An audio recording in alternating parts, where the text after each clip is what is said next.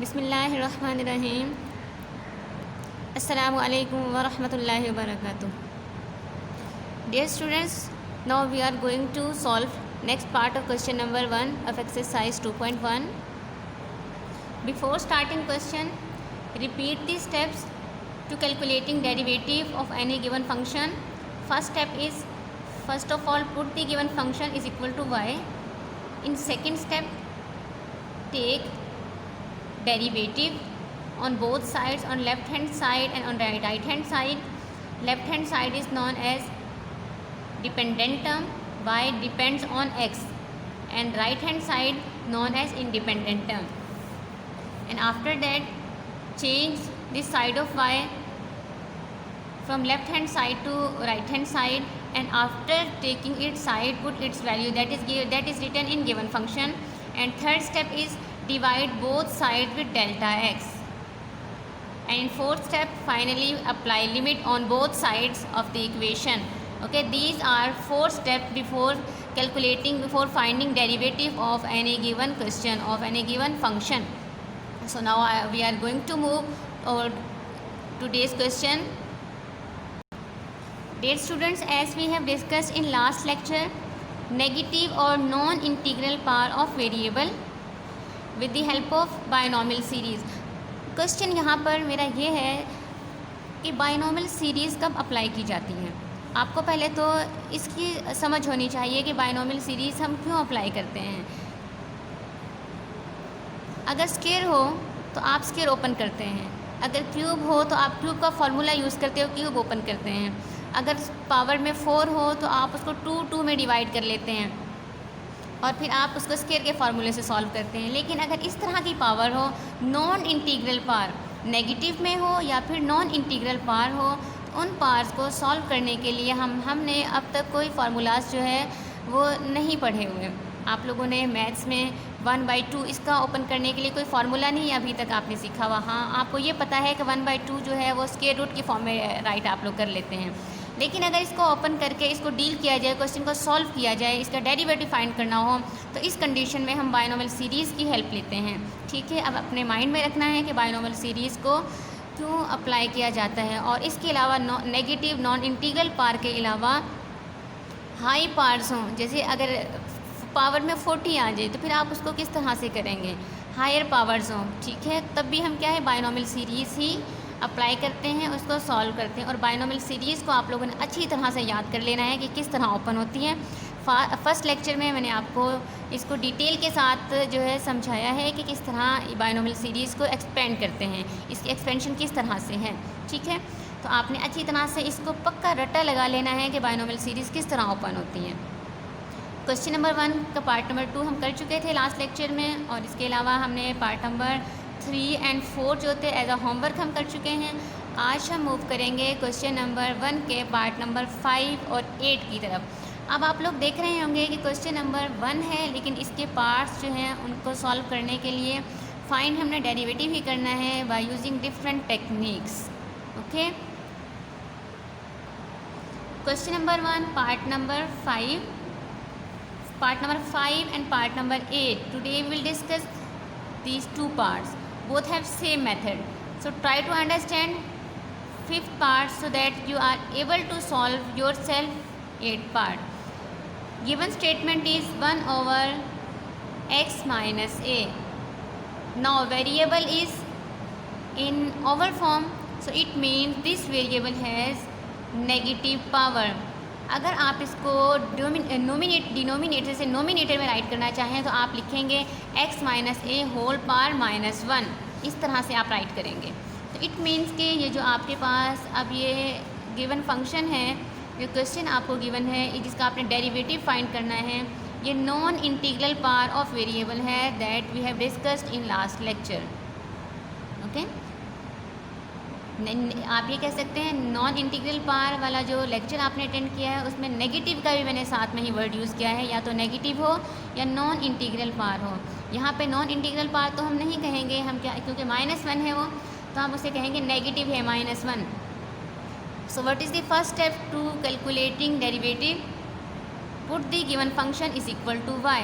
So now we have done first step, y is equal to 1 over x raised to 1 over x minus a. You can write it in this form. As I have told you, this is negative power of variable. Y is equal to x minus a whole power minus 1.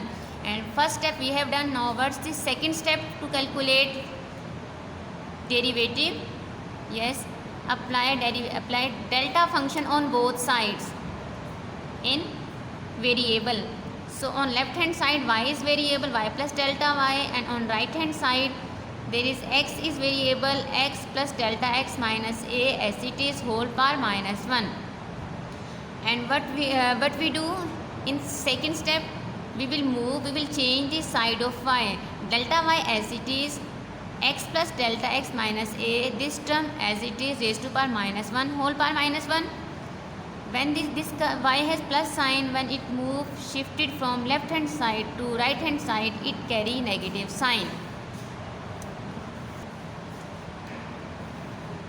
Now put the value of y that is given here in given function, x plus delta x minus a whole power minus 1 minus sign as it is. Now put value of y that is x minus a whole power minus 1.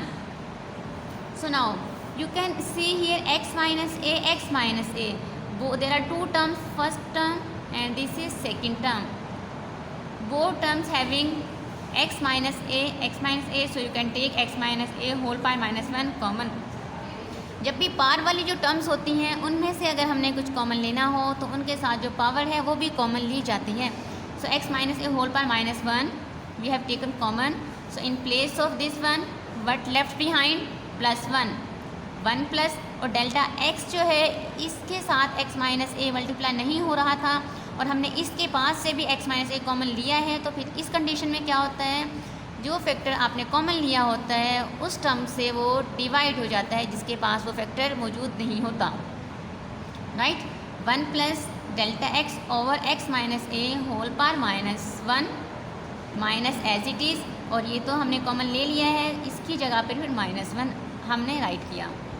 Okay, ये वाला step है, इसको आपने pause देकर दोबारा से समझना है. So delta y is now equal to x minus a whole power minus 1 plus delta x और x minus a whole power minus 1 and minus 1. अब आप देख सकते हैं, आपने माइनस 1 का फॉर्मूला आपने नहीं पढ़ा हुआ कि आप इसको किस तरह से ओपन करें. तो इसलिए लास्ट लेक्चर में हमने डिस्कस किया था कि नेगेटिव हो या नॉन इंटीग्रल पावर हो, उनको सॉल्व करने के लिए हम हेल्प लेते हैं बायनोमियल सीरीज़ की. So by using binomial series भी हम यूज़ करेंगे. और साइड बाय साइड हमारा थर्ड स्टेप क्या बनता था, now divide both sides by delta x. So dividing both sides by delta x, left hand side is divided by delta x, it becomes delta y और delta x is equal to x minus a whole power minus 1. ये सब में से common लिया है, इसलिए अगर delta x इसी के डिनोमिनेटर में लिखा जाए तो इट मीन्स ये सारी टर्म्स के डिनोमिनेटर में डेल्टा x है. Okay, now apply binomial series. किस पे अप्लाई करनी है, इस पे तो हमने बायनोमियल सीरीज़ अप्लाई करने के लिए हम बायनोमियल सीरीज़ की तरफ चलते हैं. ये जो टर्म है हमारे पास, इसको तो हम इजीली इस फॉर्म में भी लिख सकते हैं. हमें इशू है ये जो फॉर्म है कि इसको किस तरह से डील किया जाए, इसको किस तरह ओपन करें.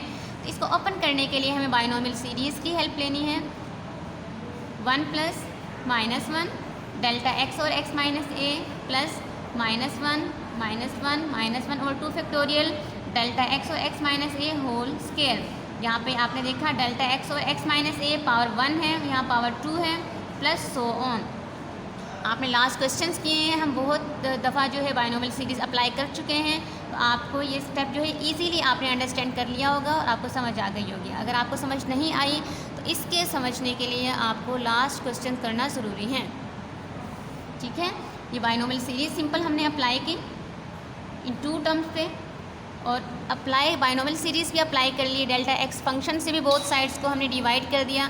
फाइनली फोर्थ स्टेप क्या था, कोई भी डेरिवेटिव कैलकुलेट करते हुए applying limit. So finally we are going to applying limit on both sides. Limit delta x tends to 0, delta y और delta x left hand side, limit delta x tends to 0, x minus a और delta x ये term थी जिसके ऊपर हमने binomial series apply नहीं की थी, ऐज इट इज़ टाइट कर दी। बाकी टर्म में जहाँ जहाँ भी डेल्टा एक्स आपको नज़र आ रहा है वहाँ ज़ीरो पुट कर देंगे, ठीक है।